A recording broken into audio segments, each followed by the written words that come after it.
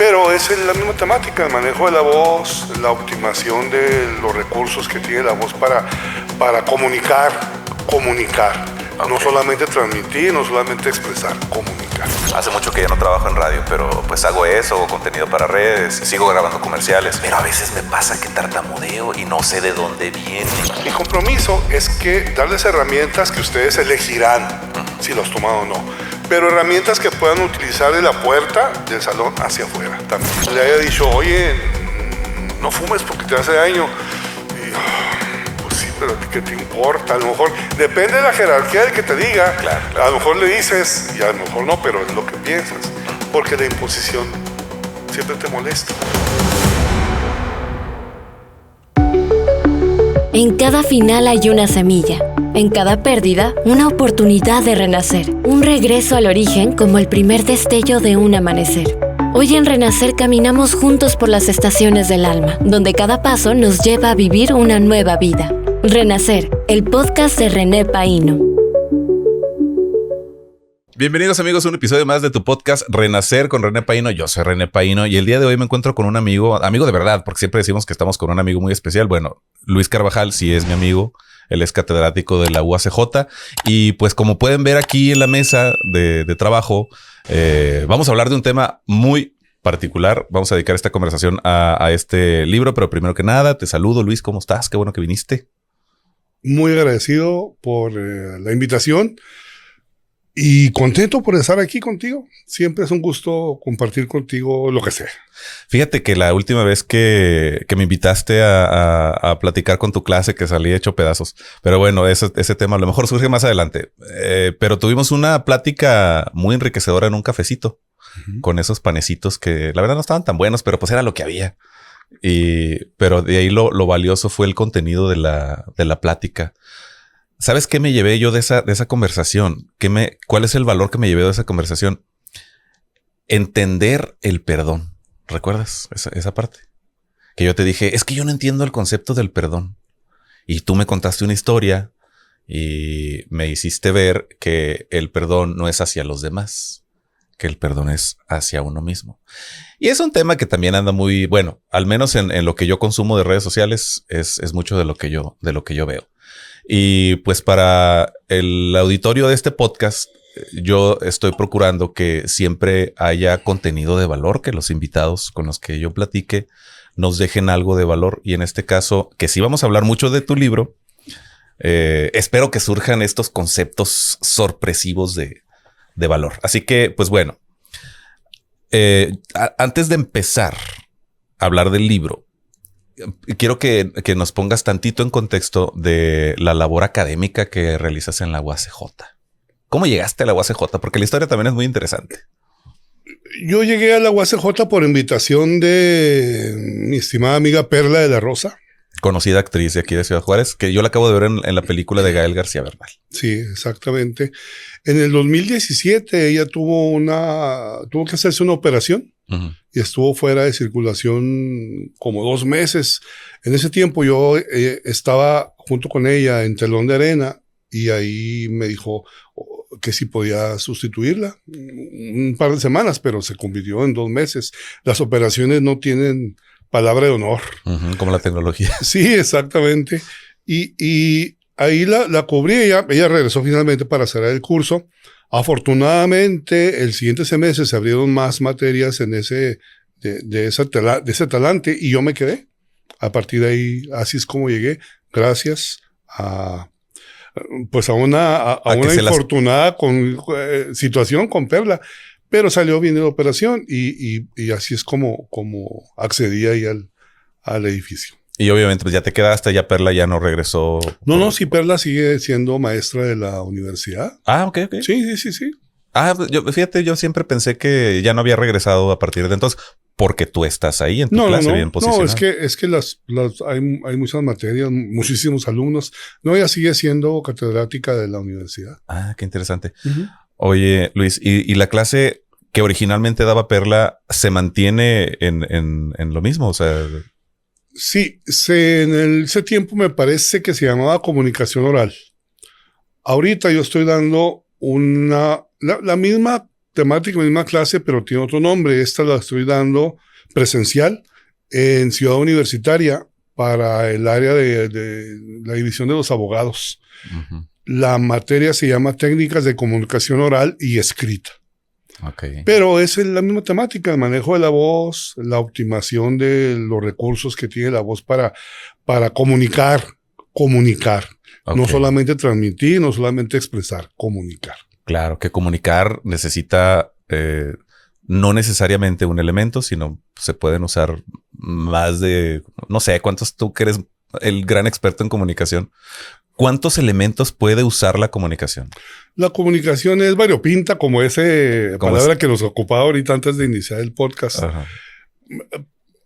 Pero lo significativo de la comunicación es que tendemos a pensar que comunicar es solamente transmitir o emitir o hablar. Ujú. Pero esa es una parte solamente. De hecho, cuando pasa con los alumnos, con mis alumnos, Ujú. o cursos por fuera, porque también doy cursos de uso de la voz para empresas, les pregunto, a ver, ¿qué significa comunicar? ¿Qué es comunicación? Y casi todo viene en el rumbo de comunicar es transmitir, comunicar es expresar. Entonces yo hago lo siguiente, tomo un plumón, voy al pintarrón y dibujo un símbolo musical. Digo, bien, la mayoría no son músicos, Ujú. la gran mayoría. Vamos a hablar sobre ese signo. A ver, ¿qué opina usted? ¿O usted? No, pues, no sé, me parece. ¿Cómo no? Pues ya estoy expresando. Ya estoy emitiendo, ya estoy transmitiendo, debe haber comunicación. Pues no, me parece que lo que uso es un símbolo que se usa como un ad libitum en música, Ajá. para que la música, la nota que se dice que se está tocando dure... Que la hagan libremente. Libremente. Parece un ojo a medio abrir. Ah, claro. Es un medio círculo y luego un punto en medio. Ajá. Pero si ya estoy transmitiendo ahí, ¿qué no estoy transmitiendo ahí? Sí, maestro, pero es que no sé qué es lo que significa. Entonces, comunicar no es transmitir, no es expresar, no es emitir solamente. Comunicar significa, la palabra lo dice, es poner en común una idea. Si yo no les explico qué significa eso, no estoy comunicando. Yo puedo entrar al salón y tener una idea en mi cabeza de un triángulo. Y yo me paso 2 horas hablando de ese triángulo sin dibujarlo.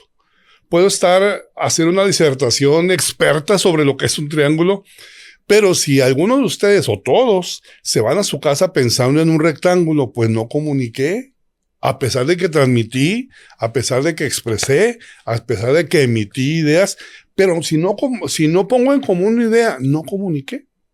Esa es la idea básica de la comunicación que pasamos frecuentemente por alto. Claro. Ahora que yo estoy empezando a dar cursos también y que ya con acercamientos hacia la comunicación, por ahí comienzo, por preguntarles a los presentes, ¿quién sabe qué es comunicar? Y la respuesta siempre es esa, siempre es la misma. Expresar ideas, emociones y sentimientos. Y yo lo que les digo esa es solo la mitad de la respuesta. De la ecuación, sí. Porque, bueno, pues para que la comunicación exista, al menos tiene que haber un emisor y un receptor.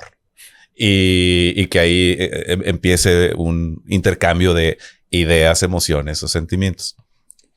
Pero esa es solo la comunicación verbal, pero que pueden ir incluidos más elementos, porque qué tal que son 2 personas que hablan diferentes idiomas. Entonces tienen que echar mano de otros recursos, de lenguaje corporal, de notitas, de señas, señalamientos y bueno, un montón de cosas. Entonces la parte de la comunicación a mí, bueno, tú sabes que es mi tema favorito. Sí. Tu ocupación principal. Así es. Sí. Esa definición está bien. A mí me gusta. Es muy académica. Emisor, receptor y un mensaje.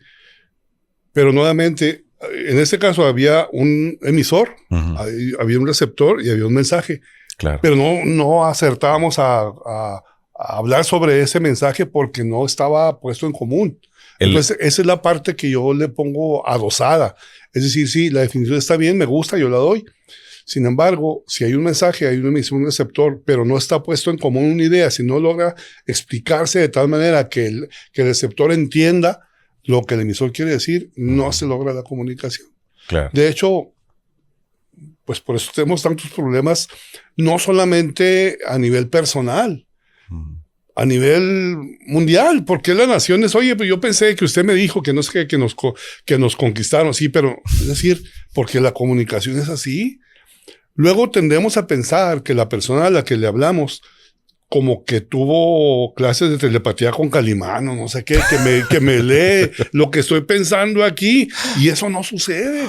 Oye, me da mucha risa esto porque, híjole, no me quiero meter en problemas con lo que voy a decir, pero eso nos pasa con la pareja. Sí, eso nos pasa con la mujer. ¿Cómo que no me adivinaste el pensamiento hoy? Sí, fíjate que en las clases, porque es un tema muy sensible para mí en el asunto de la retroalimentación, necesarísimo. Claro. Hay al menos dos mujeres, dos estudiantes, que al final de la clase, en diferentes semestres, cuando pido retroalimentación acerca de la clase, qué aprendieron, qué se llevan, hay dos personas, estudiantes, mujeres, en este caso particular, que dicen, maestro, yo me llevo muchas cosas, pero fíjese que a partir de esta clase me peleo menos con mi novio. Eso ha sucedido realmente. Qué suave, qué satisfactorio, sí, ¿no? Como maestro. Sí, porque mi compromiso mío, eso no viene en la descripción de la materia, pero mi compromiso es, y se los digo explícitamente, mi compromiso es que darles herramientas que ustedes elegirán si los toman o no, pero herramientas que puedan utilizar de la puerta del salón hacia afuera también. Claro. O sea, no solamente sea para pasar un examen, una materia, sino que se les quede a ustedes. Y eso lo tengo yo muy claro porque yo vengo de eso. Yo vengo de eso, de aprender cosas con maestros excepcionales que tuve, que me sirvieron para modificar mis actitudes en la vida. Oye, Luis, tú eres una de las personas con las que yo platico que tiene un vocabulario riquísimo en términos y en definiciones. Conoces muchas palabras y sus significados y sabes dónde aplicarlas. Por eso es una de las cosas que más me gusta cuando platicamos, que aprendo mucho de justamente de estos términos. Y alguna vez me platicaste que de niño, de joven, tuviste como una cuestión de tartamudeo, que trabajaste en ello y que lo venciste y que eso fue lo que más te vino acercando a este tema. Pero es algo que yo nunca te he preguntado en ninguna conversación porque a lo mejor no se me había ocurrido. Ahorita se me está ocurriendo que me contaras un poquito de esa condición.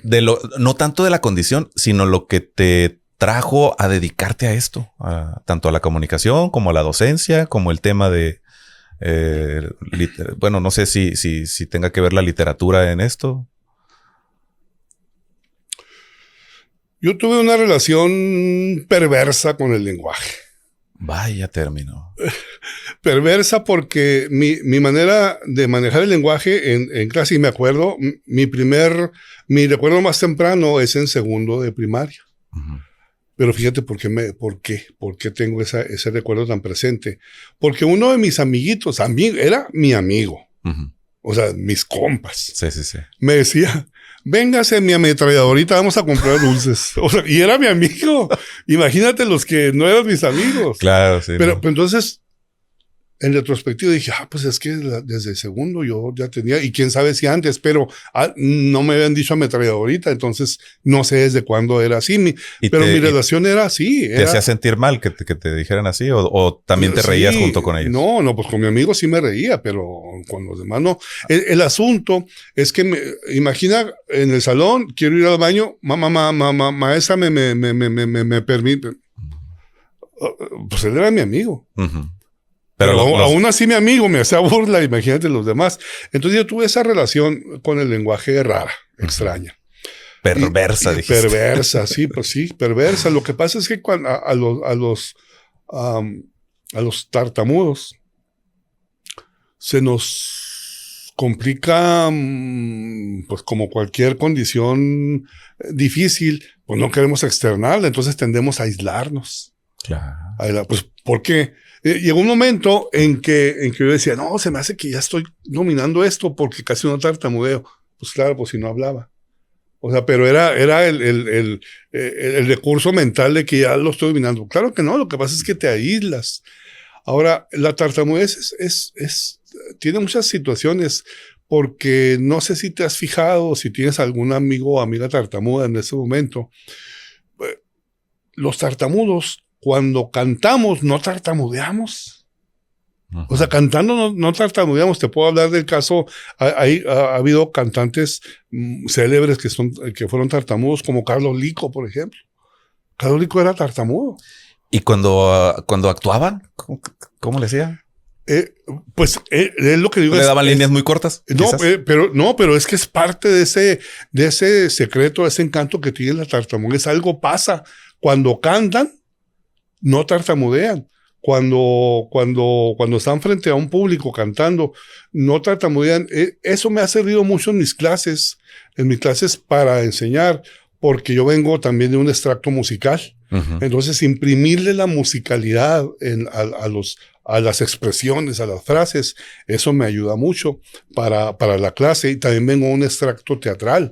Yo salí del teatro en 2018, del teatro formal, pero el teatro no salió de mí, entonces yo sigo poniendo ejemplos, prácticas, ejercicios que tienen que ver con el teatro, porque el teatro es formativo para el desarrollo de la personalidad. Bueno, pero retomando el asunto, hicimos esa digresión, vuelvo hacia lo que se estaba comentando. Entonces yo tenía esa relación con mi lenguaje y así fui creciendo, no fue un momento, así fue toda mi vida hasta incluso la preparatoria, buena parte, hasta que entré a la carrera. Yo estudié la preparatoria en el TEC de Juárez. Okay. Creo que fui la penúltima generación que hubo prepa en el TEC de Juárez. Cuando entré a la carrera, me inscribí en 2 talleres. En el de La Rondalla, uh-huh, con el excelentísimo maestro, muy excelentísimo, se me olvidó. Sí pasa. Bueno, con La Rondalla. Y en teatro, con otro grande de la educación, el maestro Ernesto Ochoa Guillemard, en teatro. Oye, Luis, antes de salir del tema del tartamudeo, uh-huh, ¿de dónde es neuronal? ¿Es una cuestión nerviosa? Porque física no es, ¿verdad? No es una cuestión... Mira, yo no he abundado tanto en ese tema. Te puedo decir mi experiencia. Lo que yo he sacado en retrospectiva acerca de mi situación es que era inseguridad. Inseguridad. Sé que hay otras fuentes, pero no he ahondado, no tengo la información suficiente como para establecer una línea de discusión al respecto. Sin embargo, sí lo tengo entre mis pendientes, porque pues es algo de lo que salí, porque mi situación era así como te estoy diciendo, no estoy exagerando, así era. Uh-huh. Entonces, cuando empecé con esas disciplinas de música y de teatro, yo no entré porque quería curarme de esa condición de tartamudez. Yo no sabía que se podía curar. Ajá. Pero lo que vi es que a través de esas disciplinas, de esos ejercicios, poco a poco fui dominando este asunto de la tartamudez. Para mi sorpresa y para mi beneplácito, para mi gusto, absolutamente.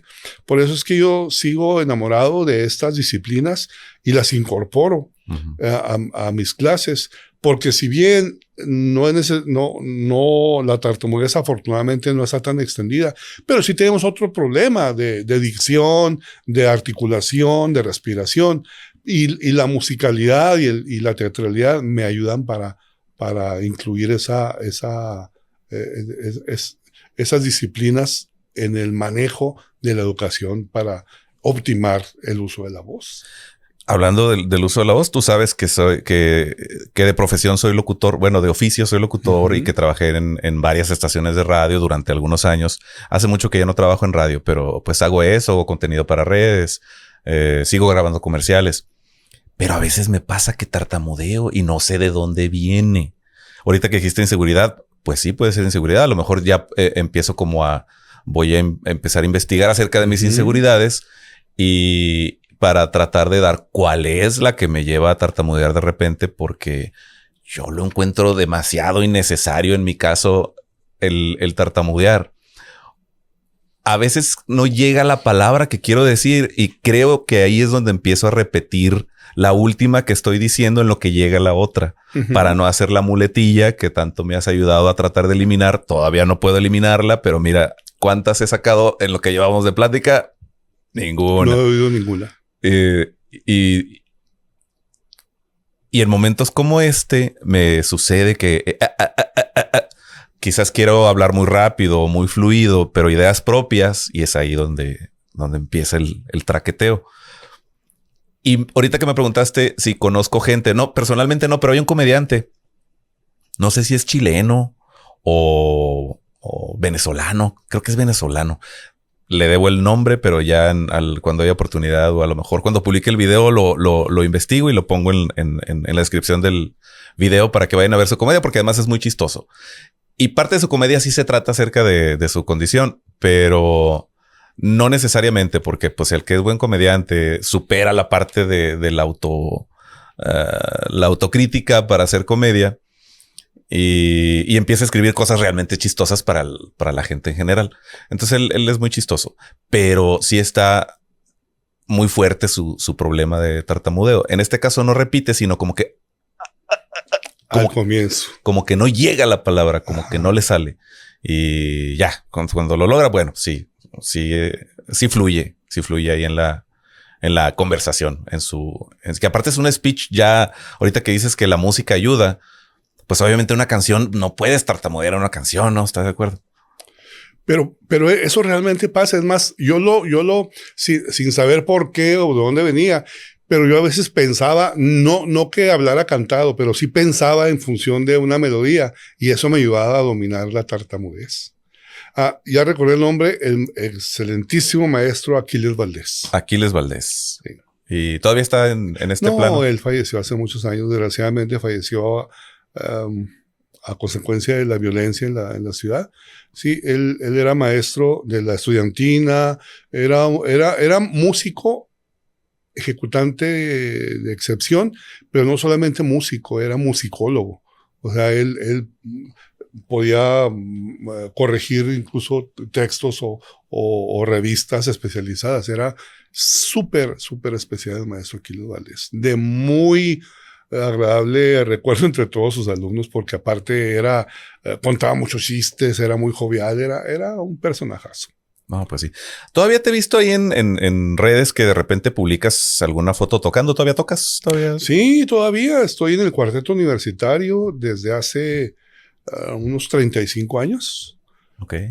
Yo entré cuando ellos tenían 15, es decir, ya tienen 50. Bueno, ahorita el único que está vigente en ese proyecto es el doctor Rodolfo Sánchez.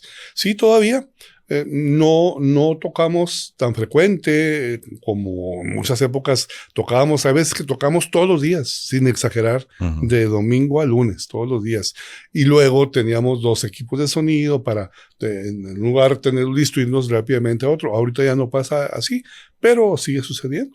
¿Como actividad de la universidad o contrataciones independientes? No. El cuarteto universitario se quedó porque inicialmente así se llamaba. De hecho, se llamaba Cuarteto Romántico Universitario. Pero se quedó puro cuarteto universitario porque ya se quedó como un sello. Pero no, desde hace muchísimos años, desde antes de que yo entrara ya no tenía nada que ver como representación oficial de la universidad, pero desde luego que todos eran egresados de la universidad, entonces siempre estaba ahí el sello universitario. En el bajo, ¿verdad? Yo entré al bajo, sí. Y actualmente sigue, o sea, siempre has estado en el bajo. Sí, eventualmente tomo la guitarra o unos instrumentos sudamericanos, zampoñas, quenas o cuatro venezolano, pero principalmente el bajo. Porque en eso coincidimos, digo, en el interés por la lingüística y todos los usos de la voz. Y también casualmente pues somos bajistas. ¿Será cosa de bajistas esto? No lo sé, a lo mejor es un virus. Hay que investigar. Hay que investigar de estos asuntos. Oye, te dije que te iba a preguntar de tu latita, porque ahorita estamos hablando de música, entonces no sé a ver si la podemos poner ahí en la cámara. Tiene motivos musicales, pero aparte está muy interesante el diseño, ¿eh? Sí, pues como casi todos los músicos nos vivimos, donde hay algo, un tema musical, sea camiseta, pluma, lápiz, lo que sea, nos enganchamos inmediatamente. Y este me gustó justamente por lo particular por lo coqueto que está el lugar. diseño, Sí. porque me recuerda a las materas, es como una matera, pero como al revés, ¿no? Ah, ya. Sí, bueno, las materias son de boca ancha. Ajá. Sí. Generalmente hechas de madera con una cubierta de aluminio y... Sí. Bueno, yo he visto esas. No sé si todas sean como No, con ese... el material es Lo que sea. de lo que sea. Hace algunos años, el maestro ya afinado también, Alfredo, me invitó con él a una gira que hizo a Sudamérica. Y yo me sorprendí mucho porque uno aquí en México, bueno, yo pensaba, sí veía los mates, pero pensaba que era así como cosa de personas mayores, como tradición. Y no, mi sorpresa que los chavitos de secundaria traen su matera y se sientan como si nada, es como como un libro de Ajá. texto. Eso me llamó mucho la atención por supuesto que las materas estaba por todos lados ahí, de cualquier tipo de material. Eso me llamó mucho la atención porque yo pensé que era para un nicho solamente de edad. Absolutamente no. Toda es la parte gente de la cultura ahí en Argentina. Oye, Luis, pues ahora sí vamos entrando en materia. ¿Sí? de toda la promoción que tenemos acá. Acabas de editar tu libro Entre microlatos y microlejas te veas, Lúcar, Luis Carvajal. Y luego un subtítulo que dice: Pensar en grande está sobrevalorado. Ya con todo lo que platicamos, ya los que nos están viendo ya entenderán un poco de dónde nace más o menos este libro. Y luego vienen unas definiciones, tú me acabas de instruir, que se llaman neologismos. Sí, bueno, el neologismo en general son palabras que se forman, que no aparecen en el diccionario, para citar algo claro.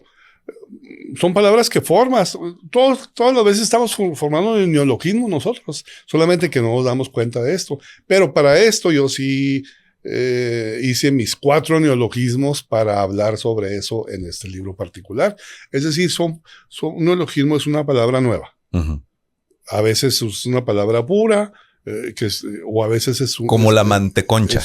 Ándale, sí. Es la combinación de dos cosas que ya conocíamos, pero a alguien se le ocurrió combinarlas. Exactamente. Y es algo nuevo que ahora existe, pero que no necesariamente está registrado. No necesariamente, pero eso no le quita validez, absolutamente. Luego, ya casi no oigo eso, pero me acuerdo cuando estaba en la secundaria, en la preparatoria, que oía mucho de que alguien decía una palabra, no, ese no lo permite la RAE. Es decir, la RAE no está para permitir. La RAE está para recoger el uso que hacen los hablantes del lenguaje y si es importante consignarlo y decir, esto es así, en esta parte se habla así. A veces dicen que son regionalismos, pero lo consigna, pero no es que ellos estén dando permiso de usar el lenguaje, ¿no? El lenguaje es parte del uso de la gente. La RAE está al servicio del lenguaje, entonces. Sí. Como la celebración que hicimos todos los mexicanos cuando dieron de alta la palabra cantinflear.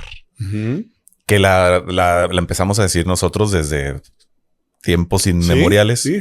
Pero que de repente ya se registró en la RAE y pues ahora no sé cuál sería la ventaja de una palabra incluida en la RAE, como el cantinfleo, por ejemplo. Bueno, pues tiene un prestigio porque la RAE finalmente, aunque tiene muchos detractores, es una institución. Es una institución con muchísimos años. Y mira, el asunto con esto de la RAE, porque algunos dicen, no, ¿por qué me tiene que dar permiso? ¿Y por qué tiene que hacer esto? Lo que sucede es que la RAE lo que hace es consignar el uso que hace la gente de los vocablos y ponerlo como una regla. Ahora, voy a usar un ejercicio del absurdo que finalmente funcionan para entender el medio. Imagina que llegamos a un semáforo y cada quien le da la interpretación que quiera a los colores. Ah, no, pues imagínate. Sí, eso es lo que hace la RAE. Es decir, recoge y dice, la mayoría piensa que el rojo hay que pararlo, que lo ponemos y lo paramos. Porque si yo empiezo a hablar con palabras que no significan lo mismo para ti que para mí, no nos vamos a entender. Claro. Que es lo que hacía Cantinflas, exactamente. Uh-huh. Pero esa era su forma de hablar, su forma de acceder a un público, no a un público, sino dentro de las películas, a un estratus que no era el suyo. Entonces, pues ellos hablan muy complicado, yo voy a hablar complicado aunque no sepa de qué estoy hablando. Que más que usar palabras complicadas era como que nunca terminaba una oración y se brincaba otra. No tenía sentido. El ejemplo, yo lo uso mucho a él como ejemplo para establecer una diferencia que tenemos muy asimilado. Tenemos la idea de que dicción se trata de hablar claro, pero es decir, que se me entiende lo que estoy hablando mecánicamente. Estrictamente no es así. Es decir, Cantinflas tenía muy buena dicción, muy buena articulación, exacto, pero muy mala dicción. Oh. Es decir, él se le entendía todo lo que decía, cualquier palabra, se le entendía perfectamente, pero no decía nada. La dicción tiene que ver más con el aspecto conceptual de las palabras. La articulación tiene que ver con la parte mecánica, que se me entienda. Totalmente. Es decir, yo estoy diciendo, si digo, mira, algo que es muy común. Necesito que me prestes la pluma, poquito. ¿Qué fue lo que te dije? Nito. Exactamente. Te entendí perfecto. Exactamente, pero sí, tú sabes lo que te quise decir, porque hay un pacto no escrito entre tu oreja y mi lengua. Es decir, como yo no dije necesito, ajá, pero tú sabes que quiero decir necesito, tú ¿sí? Completas. Exactamente. Ese es el punto. Entonces, eso tiene que ver con articulación, con decir todas las letras, todas las palabras, y dicción tiene que ver más con la parte conceptual. Por ejemplo, si yo te digo, ¿ya comiste, René? Tú dirás, eso está mal dicho, pero la dicción estuvo bien, la articulación estuvo bien porque me entendiste la S perfectamente, pero la dicción no porque no, y atención con esto, porque las palabras son importantes. No voy a decir que está mal, lo voy a decir solamente para ejemplificar esto. Voy a decir que no es adecuado en este momento. Voy a hacer una pequeña digresión aquí. En las clases, principalmente porque esa es mi labor principal, pero también cuando en las charlas, en cualquier ámbito, procuro no usar cierto tipo de palabras. Por ejemplo, procuro no usar tienes o debes, porque tienes o debes implica una obligación, una imposición. Como por ejemplo decir, es que tengo que llevar a mi mamá al doctor. Sí, es una imposición. Pero ahora traspólalo eso con los alumnos. Tienen que aprenderse esto. Porque tengo. Claro. Es decir, la imposición siempre nos molesta, aunque nos convenga. Ajá. Quizá alguna de las personas que nos ve sea fumador y posiblemente alguien le haya dicho, oye, no fumes porque te hace daño. Y pues sí, pero a ti qué te importa. A lo mejor depende de la jerarquía del que te diga. Claro. A lo mejor le dices y a lo mejor no, pero es lo que piensas. Porque la imposición siempre te molesta. Entonces hay ciertas palabras que procuro no usar. En lugar de que muchachos tienen que aprenderse esta regla. Muchachos, les conviene aprenderse esta regla. En la conveniencia ya incluye cierto grado de elección de parte de quien le estás diciendo. Lo manejas más de un modo. Ya es una imposición. No. Entonces, mi digresión es en ese sentido, que las palabras tienen peso, independientemente de su semántica o de su significado académico, tiene un peso extra. Hay algo que tampoco, que procuro no decirlo. Puede ser que nos veamos muy inclusivos si decimos, muchachos, yo voy a hablar sobre ese tema, pero cuando gusten pueden interrumpir. Y parece que eso es muy inclusivo. Uh-huh. Sin embargo, interrumpir a mí me llega como algo de cortas algo. Claro, sí. Entonces, ¿qué tal si digo, muchachos, voy a hablar sobre ese tema? Cuando puedan, cuando necesiten, intervengan. Cuando quieran, interactúen. Es lo mismo, pero no es igual, como decía el clásico.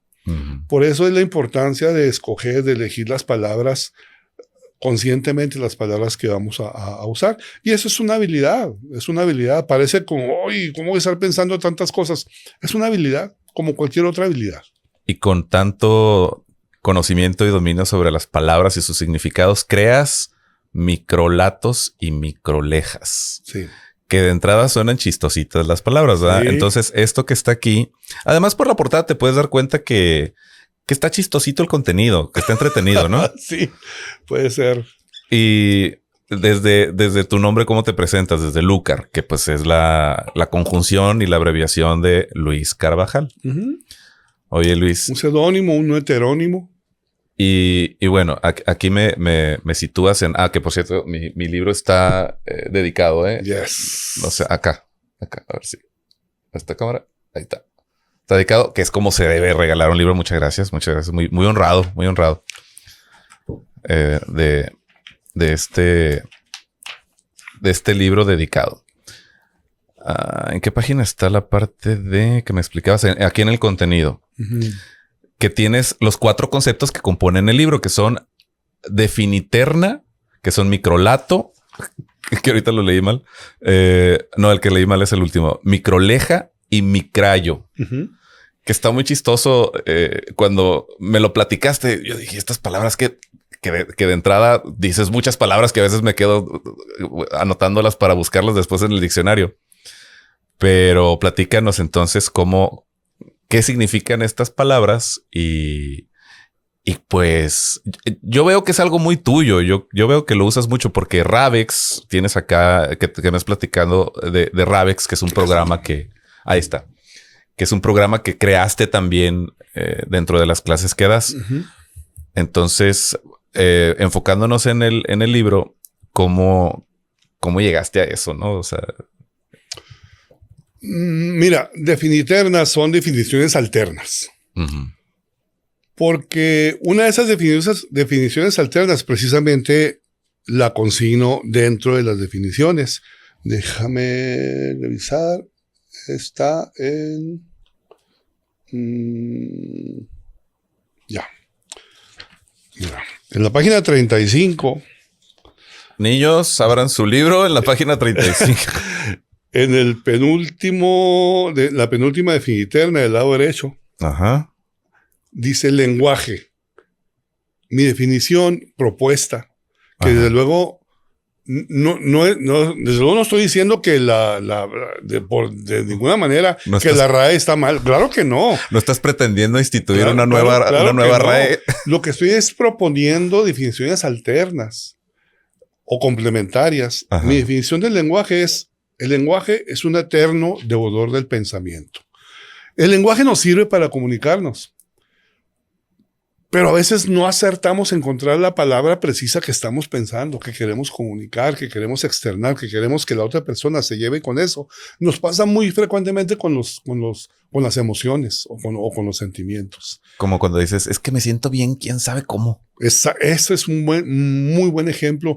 Te diré otro que nos pasa frecuentemente a los que somos padres de familia. A veces, algunas acciones que hacen nuestros hijos, vemos que no va por buen camino, no va a llegar a buen fin, pero los hijos son grandes y ya no se dejan influenciar tan fácil. Y tú confundes esa sensación con coraje. Pero no es coraje, es quizá impotencia. Pero confundimos los términos y ahí nos lleva por otros caminos que a veces muy, muy abruptos. Donde se distorsiona la comunicación en la familia. Exactamente. Entonces, por eso el lenguaje siempre es deudor del pensamiento.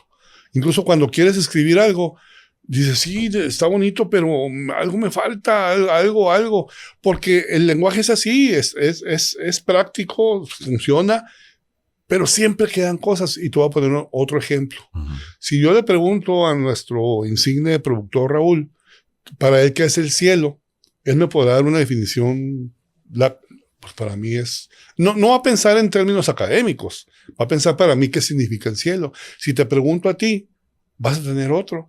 Y si yo doy otro, va a ser otro. Es decir, todos tenemos una idea particular de algo muy específico. Si le preguntas a alguien muy religioso qué es el cielo, te va a dar una respuesta enfocada en... O alguien ateo también te va a dar... Y es la misma palabra, es el mismo, el mismo sustantivo. Entonces, la definiterna es mi apuesta, es mi contribución a elevar esa posibilidad de sinónimos que tengamos para referirnos a un concepto particular. Esa es la idea de la definiterna. No es sustituir nada, no, lo que tú dices no es cierto, claro que no. Es complementar, es dar otra idea. Te voy a decir otro que me encanta, Eso todo, tuve que hacer una selección muy prolija porque todos me gustan, desde luego. O sea, aquí no hay paja, no hay algo, lo voy a poner nomás para llenar. Absolutamente no. Todos tienen un fin muy específico. Te voy a leer este que me pareció muy tierno. Yo no soy abuelo todavía, pero me pareció muy tierno esto. Es la página 31. A la mitad dice abuelos. Mi definición alterna es que abuelos, individuos que idolatran las segundas oportunidades. Claro. Va en ese sentido, es decir, son definiciones sucedáneas, complementarias. Sí, los abuelos, cuando pregunto esto, porque lo he preguntado, pues los papás de mis papás. Sí, no, mentira no es. Sin embargo, esto le acerca a otra arista. Exacto. Es lo que te iba a decir, como verlo de otro ángulo. Sí. Solamente verlo de otro ángulo que a mí sí me tiene sorprendido, ¿eh? Sí, no es desde el ángulo correcto, porque, insisto, lo correcto, esa es otra palabra que procuro no utilizar. No usar correcto o incorrecto. Yo procuro utilizar adecuado o inadecuado. No correcto o incorrecto, porque el decir esto es correcto es una aseveración, y las aseveraciones, que también las trato aquí en Definiternas, son verdades que están plagadas de hoyos por donde se escapa la veracidad. Una vez me pusiste en un comentario de Facebook, las aseveraciones pecan de... No, ¿cómo era? Las generalizaciones pecan de... No, ¿cómo era? Las aseveraciones pecan de generalidad. Pero por ahí lo tengo. Sí, algo así. Ajá. Algo así, ¿verdad? Sí, sí. Exactamente. Sí, pues por eso, porque en la generalidad abarcamos todos. Alguna vez me platicó un mentor, precisamente hablando de esta cosa que nos agobia tanto a veces, los prejuicios. Él vive en México. Dice, una vez fui en México a una tienda exótica, una tienda de un país, no se recordó el país, no sé, Etiopía o algo así. Dice, y yo entré y el dependiente, que era etíope, pues me trató muy mal. Y yo me salí pensando que todos los etíopes son así. Es decir, esas son las generalizaciones. Y las aseveraciones pecan de eso. Justamente. A ver, otra que...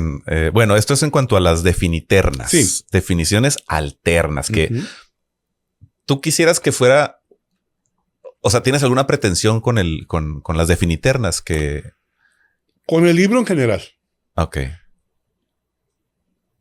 Con este aprendizaje de ser docente, he ido incorporando ciertas nociones que no aparecen en la carta descriptiva de la materia. Y una de ellas, muy importante, relevante para mí completamente, es la estimulación del pensamiento crítico. De hecho, en otra definiterna que tengo aquí, que me voy a permitir leerla, la página 28, que esa es mi definición mía, esa no viene en el manual del maestro. Ajá. Es en la página 28 la definición de educar. Educar. Me voy a permitir leer. Por favor. Educar.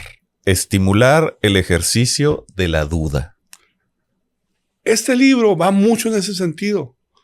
Es decir, si ya que lo leas con calma, verás que hay algunas definiternas que son fáciles de entender. O sea, inmediatamente lo cachas. Y hay otras que le tienes que pensar un poquito. Y hay otras que le tienes que pensar un poquito más. No quiere decir que sean encriptadas, que sean para iniciados. No, no es eso. Sino simplemente traen un trasfondo. Porque esa es la idea de darle un valor agregado. Si pongo pluma, sirve para escribir, pues eso no me parece atractivo para un libro. No, para nada. Sí, entonces esa es la idea. La definición es un agregado, es un complemento. Incluso puede ser un sinónimo, un sucedáneo, pero no elimina, desde luego que no elimina la definición académica. Claro. Fíjate, con este término, con esta sugerencia con esta definiterna de educar, estimular el ejercicio de la duda, a mí me gusta mucho el método que le aprendí a Roberto Martínez, este chavo que tiene un podcast de Monterrey, que también es muy letrado y tiene conceptos muy, muy interesantes. Y también usa muchas palabras que tengo que buscar en el diccionario a veces. Algo que busqué en Google, no necesariamente. Yo soy un entusiasta curioso de la filosofía. No la estudio, no la practico, pero sí me gusta mucho la filosofía estoica porque me acomoda. Y una vez dijo, no sé qué de la mayéutica. Y para poder entender de lo que estaban hablando, me fui a buscar el significado de mayéutica. Y me gustó mucho el término porque pues es el que cuando tienes una clase, no dar la clase con base en dictado, en un texto en el pizarrón, en copien esto, sino generar las dudas, que los mismos alumnos generen las dudas y se resuelvan en esa misma clase. Entonces, por eso me llamó la atención ahorita tu propuesta de estimular el ejercicio de la duda. Sí, la mayéutica viene desde hace 2500 años apenas, con Sócrates. Le atribuyen a él la adopción de la disciplina. Seguramente, bueno, es posible que él lo haya adoptado de algunos mentores de él también, o no.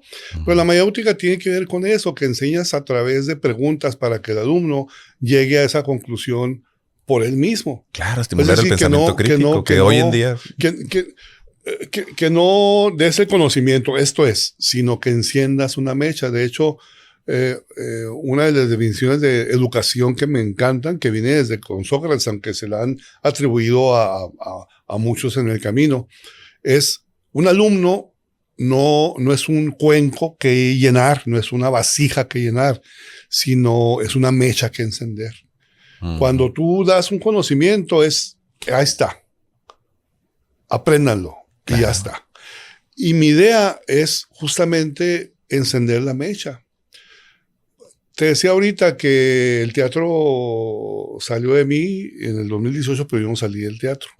Porque hay una dinámica que yo hago en las primeras clases del semestre. Les digo, bueno, aquí hay una mesa, imaginen que es un buffet. ¿Qué hay en un buffet? Pues, ¿qué hay en un buffet? Carne. Pollo. Frutas. Sí. Ok. Aquí hay una manzana. Yo tomo esta manzana y la muerdo. La mastico. Ya, pongo la manzana. Me saco el bolo alimenticio. Eso lo hago, Saco el bolo alimenticio y digo, a ver, tú toma este bolo y cómetelo. Y la cara es así.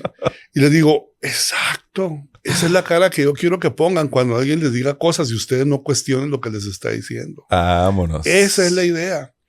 Y la mayéutica es en ese sentido. Es decir, la mayéutica que usaba Sócrates y por la que atraviesan muchísimas personas, entre ellas esta persona que conoces, es eso. No es dar un producto acabado, sino dar herramientas para que la persona lo construya. Porque ese tiene un valor agregado. Cuando tú construyes algo, en este caso un concepto, tú le agregas de tu mochila personal y lo haces particular. Cuando tú agarras un mensaje acabado, tú dices eso es más, a veces lo tomas y te lo aprendes, pero ni siquiera comprendiste de qué se trataba el asunto. Y ahí lo vas pasando. Y lo vas pasando, exactamente. Pasa mucho con el lenguaje. Utilizamos, hay un meme que me llegó ahí que dice, A mí me caen muy mal las personas que usan palabras rebuscadas solo para sentirse más fotosíntesis. Está muy bueno.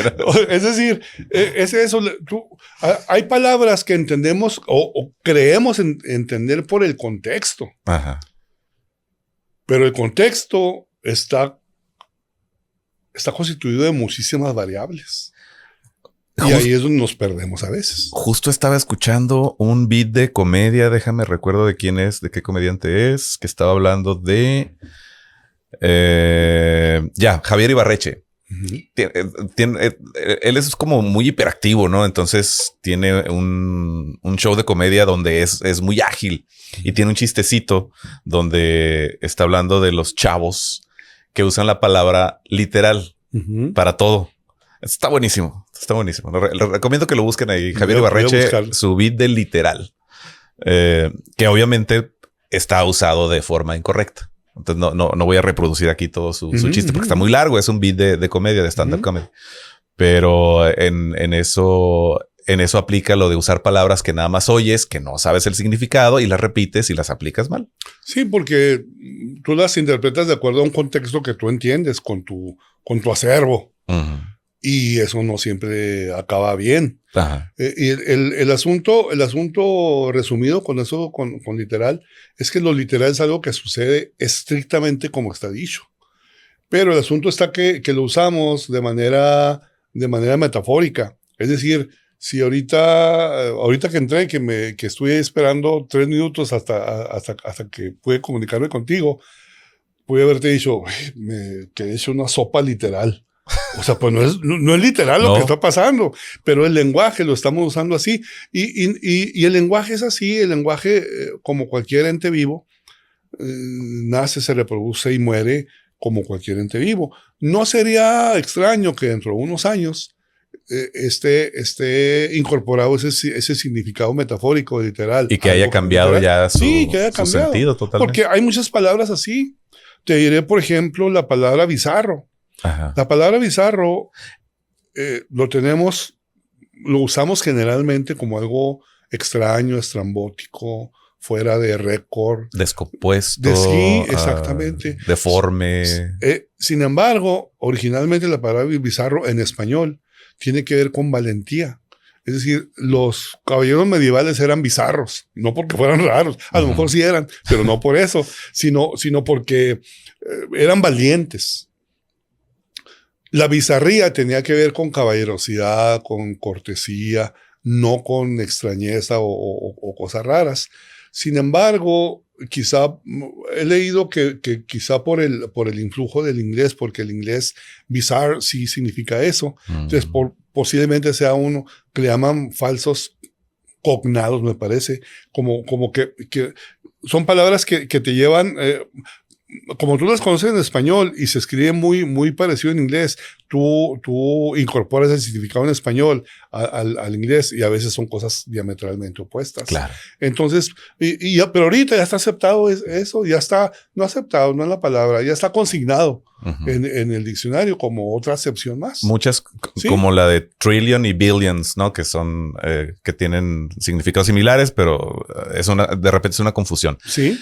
Oye, Luis, pero no todo el libro son definiternas, ¿verdad? No. Pero sí, son como 100 y algo, o sea, sí. Son algunos. O sea, no es el libro de palabras que tienen, o sea, no es eso. O sea, no son todo definiternas. Son, por lo que me decías, son 4 conceptos. Que además de definiternas, ¿cuál sería el siguiente concepto? El que sigue de aquí de definiternas son microlatos. Microlatos, que es parte del título. Microlatos, fíjate que cuando recién me lo dijiste, incluso lo sigo leyendo y me sigue pareciendo algo como medicinal. Como medicinal.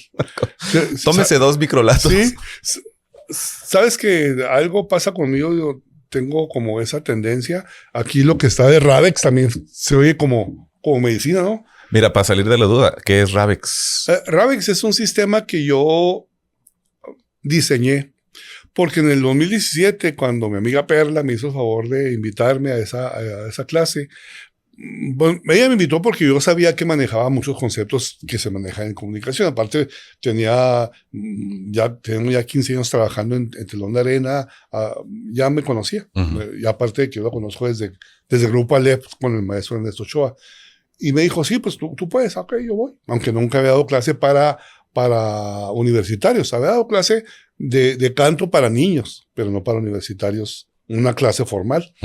Y me encontré con 30 alumnos frente a mí que estaban esperando que yo les dijera algo que les resonara realmente con lo que ellos necesitaban saber.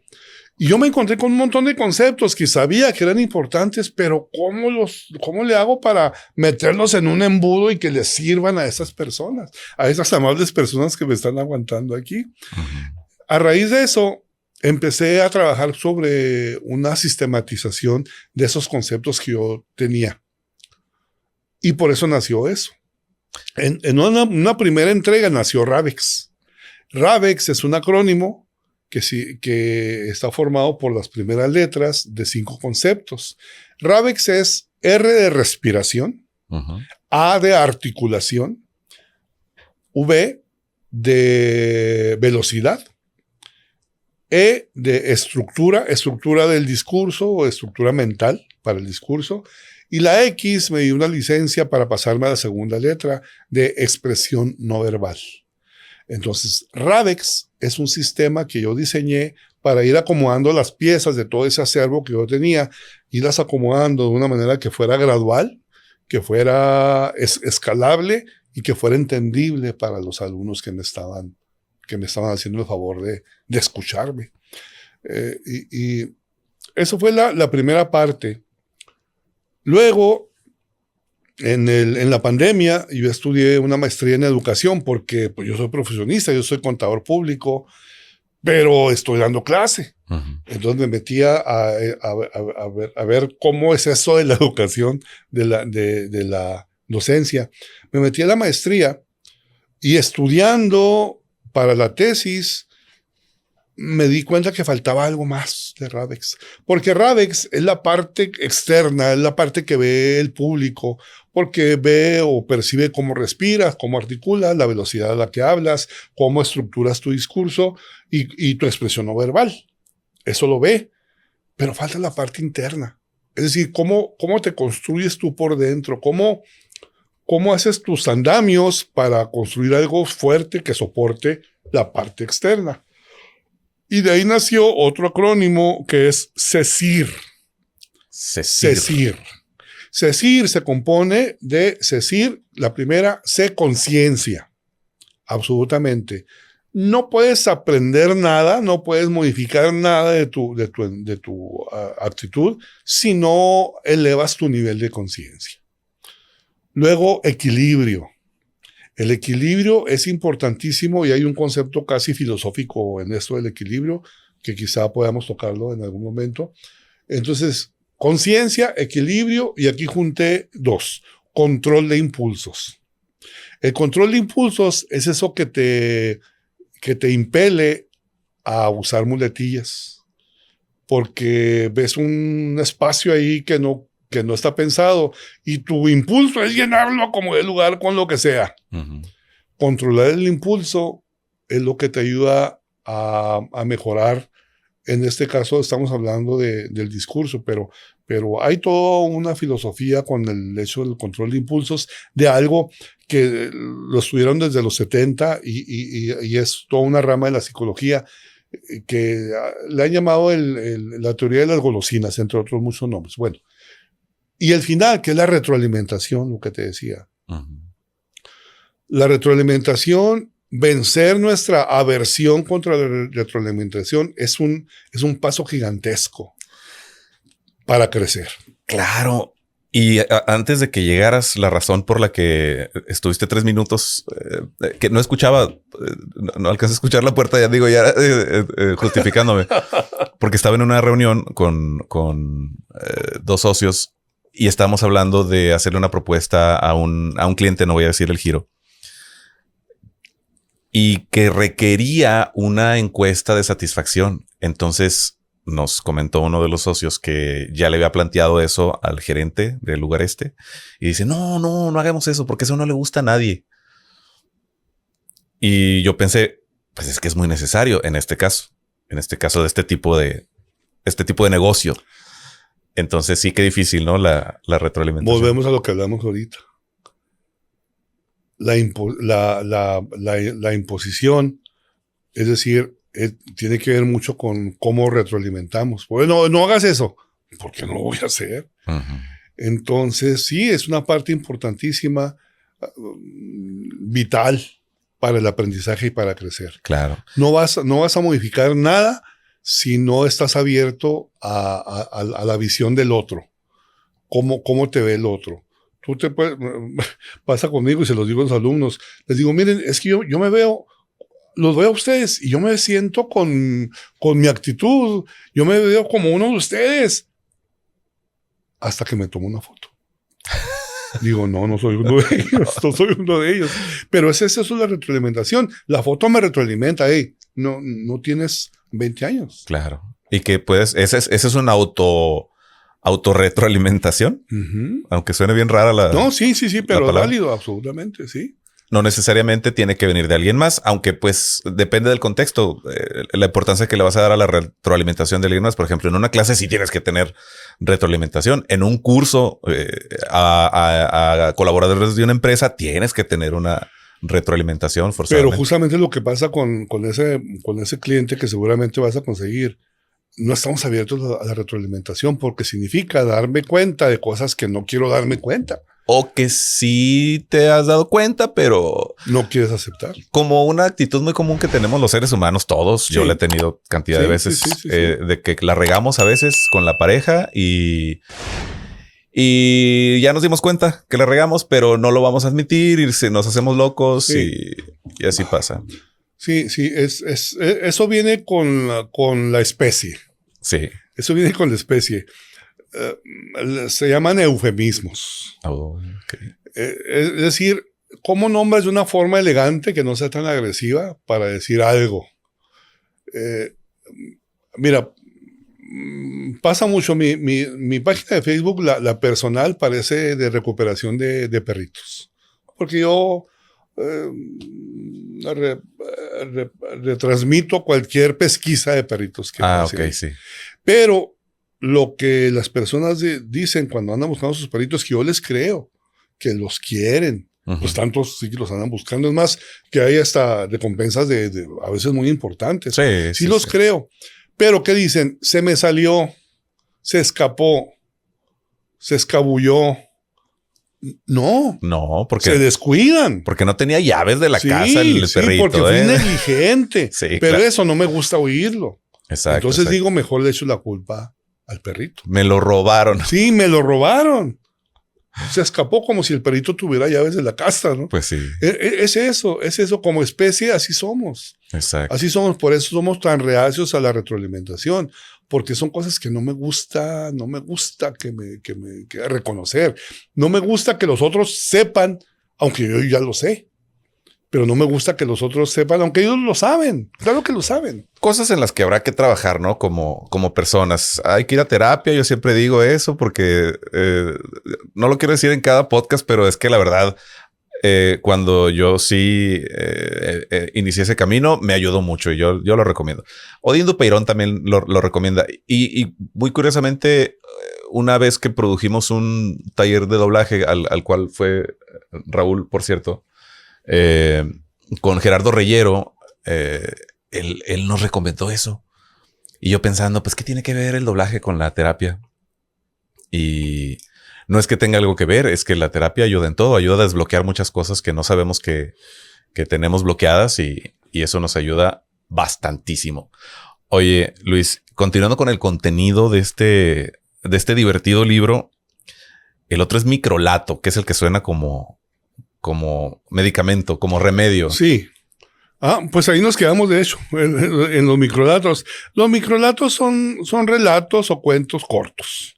Por eso es microrelatos. Pero mi pasión, como dice el maestro Aboitia, por los neologismos, ahí lo plasmé. Aparte también, el neologismo también puede crear cierta curiosidad. O sea, ¿qué es eso? ¿Qué es eso de microrelato? Sí, no es igual que si yo digo un relato pequeño, pues sí, está bien, pero... Son términos normales, entendibles, pero sí, si quieres causar un interés, si quieres llamar la atención. Enganchar, exactamente.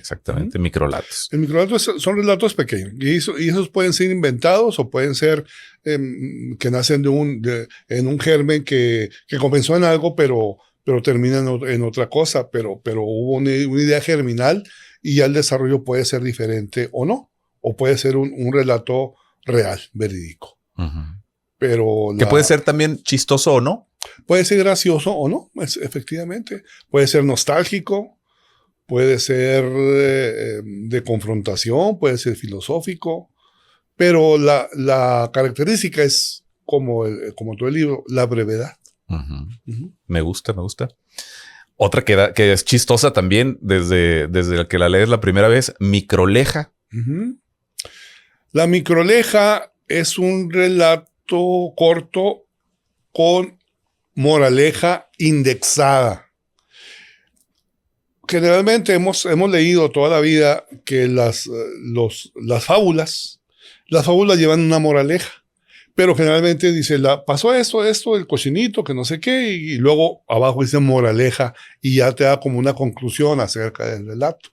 En este caso, la moraleja va indexada en el cuento. Ya no te esperas al final. Ya no te esperas al final. Pero atención también, porque la moraleja, por eso mismo, no es una sola. El lector la extrae. Y el lector la extrae, es su responsabilidad y su diversión. Estamos buscando un ejemplito de microleja, que es una micromoraleja implícita, indexada en el relato. Sí, y la primera, bueno, esto es verdad que es brevedad, pero aquí sí exageré. Ok. Porque es súper breve en la página 61. Página 61. Es un cuento de terror. ¿Lo leo? Léelo. Es un cuento título, cuento de terror. El error de dedo no existe. Así de micro. Así de micro y así de moraleja. ¿Por qué? Porque es un cuento de terror. Porque es nuestra excusa para... es un error de dedo. Y que el error vive solo. O sea, se manda solo. ¿Qué pasa? No. Es lo mismo que pasa con los perritos que decía ahorita. Es una irresponsabilidad. Es negligencia, falta de cuidado, falta de distracción, falta de atención. Pero no es error de dedo. Y eso me sirve a mí mucho porque es con mis alumnos. Digo, nada de que palabras incompletas. No, o sea, error de dedo. ¿Cuál error de dedo? ¿Por qué pusiste nito en lugar de necesito? Exacto. ¿Por qué pusiste previsión en lugar de precisión? Es decir, el error de dedo no existe. Tan. Es la microleja. Y el que nos falta es... que yo lo leí mal hace rato, ahorita les digo cómo lo leí mal, pero micrayo. Sí, el micrayo, una definición corta de un ensayo es tu punto de vista acerca de situaciones que están pasando en la vida o que pasaron. Es decir, de ciertas situaciones es tu punto de vista personal. Entonces, es un micrayo, es un ensayo micro sobre situaciones en que la vida sitúa a las personas de las que hablo en este punto. Es decir, es mi perspectiva acerca de ciertos hechos que están consignados y relatados ahí. Pues está muy interesante. Me da definitivamente, ya que lo tengo físico, esta misma noche lo voy a terminar de leer. Y pues bueno, yo sí se los quiero recomendar porque pues es algo diferente. Espero que todo lo que platicamos aquí haya ilustrado y haya despertado el interés por conseguir tu libro. ¿Dónde lo podemos conseguir, Luis? Aquí tenemos mi correo electrónico. Igual lo pongo en la pantalla también. Sí, por favor, sí. También lo pueden comprar en Amazon. En Amazon está ahí. Sí, claro, está en Amazon. Solamente que conmigo es mucho más barato. Conmigo está en 150 pesos. Y ya si viven aquí en la ciudad, nos podemos encontrar en alguna parte. Si bien fuera, no, porque ya quise enviar para varias partes. No, me cobran 750 pesos así Sí, para Guadalajara que para Tijuana. No, mejor cómprenlo en Amazon. Amazon está como en 350 pesos más o menos. Ok. Y entonces, pero si están aquí en la ciudad, en Ciudad Juárez, Chihuahua, ese es mi correo electrónico, ahí nos ponemos de acuerdo. Muy bien, aquí ponemos en pantalla tus redes sociales y pues busquen el libro. Pues para despedirnos, Luis, ¿algún mensajito que le quieras dar a la audiencia de este podcast Renacer? ¿Sabes qué?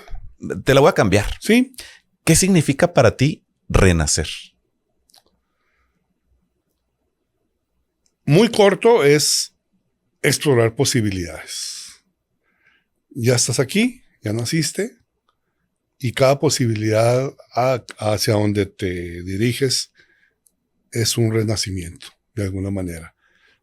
Porque es dejar o modificar de manera sustantiva tus ideas de lo que has concebido hasta ese momento y entrar por otro camino. Para mí renacer es eso, es explorar posibilidades. Me encanta la respuesta. De hecho, para esa pregunta no hay una respuesta incorrecta. Así que cada quien tiene la suya, tiene su concepción de... Tiene su definiterna. Su definiterna de qué significa renacer.